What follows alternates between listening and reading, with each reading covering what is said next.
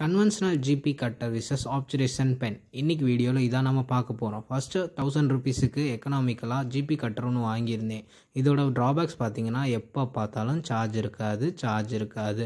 நீங்கள் case start பண்ணுறப்போ சார்ஜில் போட்டு வைக்கணும், கேஸ் முடிகிறப்போ சார்ஜிலேருந்து எடுத்து வச்சிடணும்.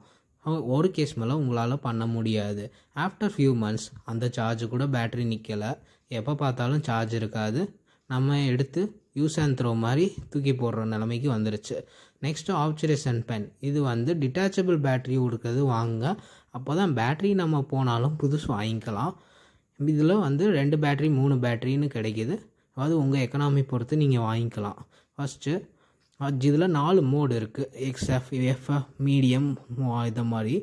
ஆரஞ்சு லைட் இருக்கிறப்போ ஹீட் பண்ண ஆரம்பிங்க, அப்போ தான் ஜிபி டக்குன்னு கட் ஆகும், ஹீட் ரெடி ஆகும்.